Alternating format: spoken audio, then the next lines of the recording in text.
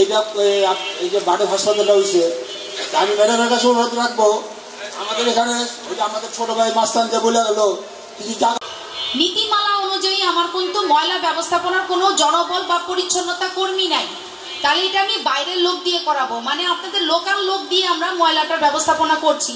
এখন তারা যেহেতু প্রাইভেট, তারা তো আর ভর্তুকি দিবে না। ভর্তুকি দিবে? প্রাইভেট সরকারি হাসপাতালে গেলে 100 টাকা 10 টাকা টিকিটে চিকিৎসা হয়, প্রাইভেটে গেলে কি হয় বলেন? হয় না।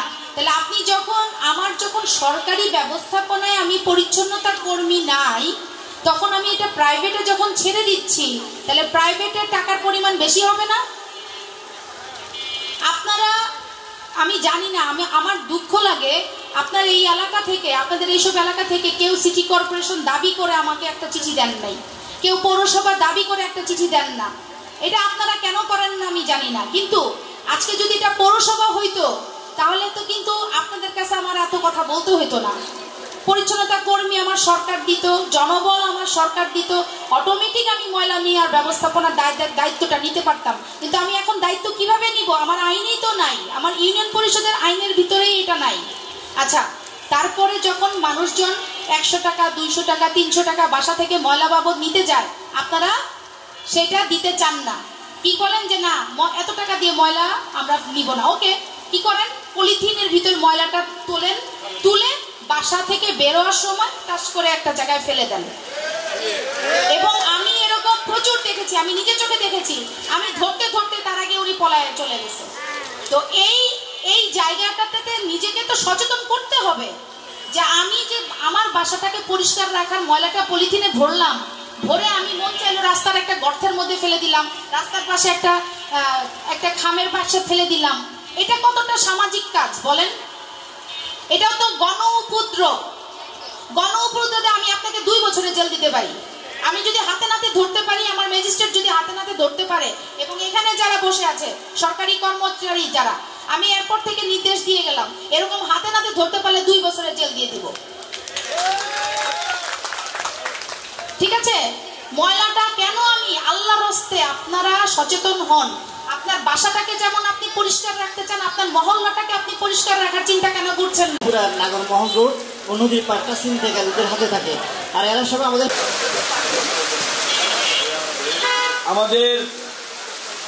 2টি হাত আগেই পাঠিয়ে দিয়েছে, এবার কাফের বলিউড করে 2টা কবরস্থান আছে, ঠিক আছে?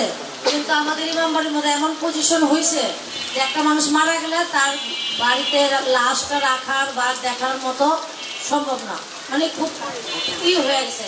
এখন আমি চাইতেছি আমাদের জায়গায়, আমাদের বসত জায়গা সরকার নিছে, এই জায়গার মধ্যে আমি চাইতেছি যে গোসলের জন্য বা লাশটা রাখার জন্য ব্যবস্থা করার জন্য, এবং এটা আমি নিজেও এটার জন্য কিছু কাজ করতে চাই, যে গরিবদের জন্য আমি কিছু যে কাফনের ব্যবস্থা এটা আমার তরফ থেকে হবে। কিন্তু আমি চাই সরকার এটা আমার কাজটা করে দেয়। বা আমাদের মা বোনদের অনেক সমস্যা হয়, গরিব, এখানে আমাদের অনেক গরিব আছে, তারা কোনো বড় সেন্টার যেতে পারে না, কিছু করতে পারে না।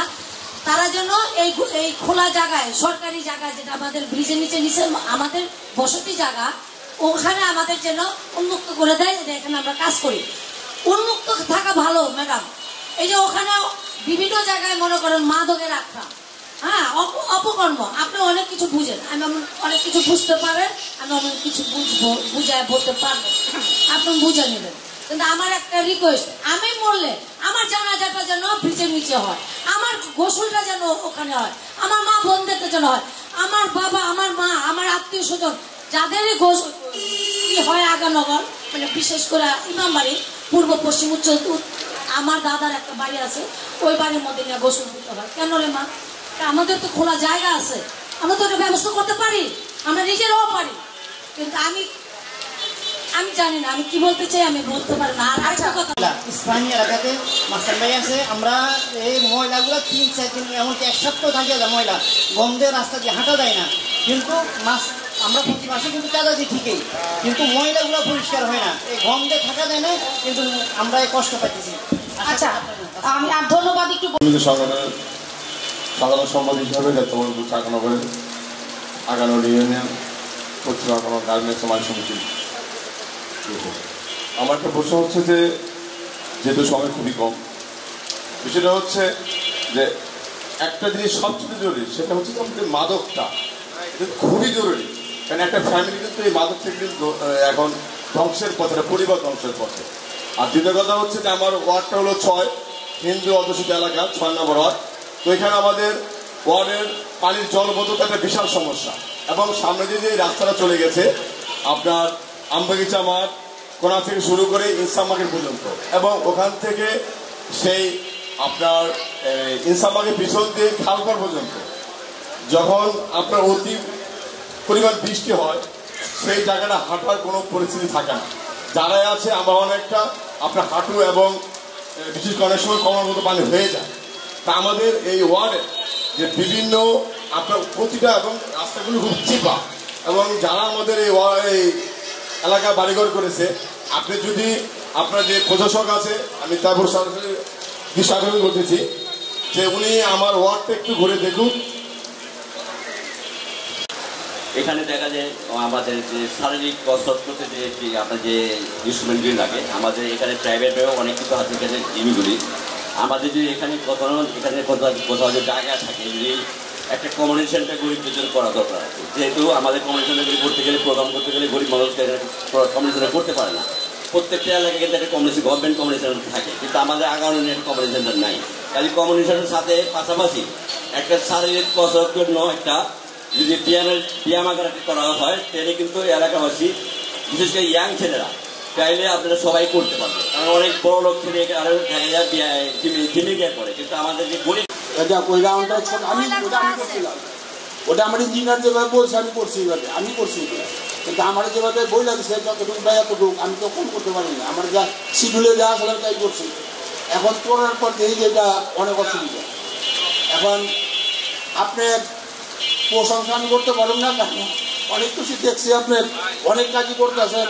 আশা করি ভবিষ্যতে সারা কারাগঞ্জ পশ্চিম এবং পূর্ব দক্ষিণে আপনি আরও কাজ করবেন। এবং আমাদের যে এমপি সাহেবরা যে কাজটা করতো, এমপি সাহেব নাই, এমপি সাহেব 2টার মাঝে নাই, কিন্তু ওই কাজটা আপনি করতে আসেন, এই জন্য আপনাকে ধন্যবাদ। এবং এই বলে আমি আমরা বক্তব্য শেষ করতে আসসালাম।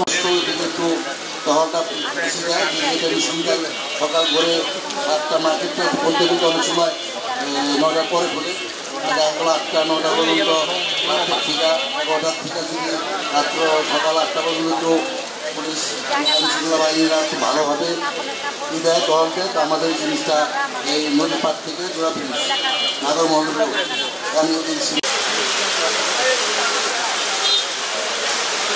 ধন্যবাদ।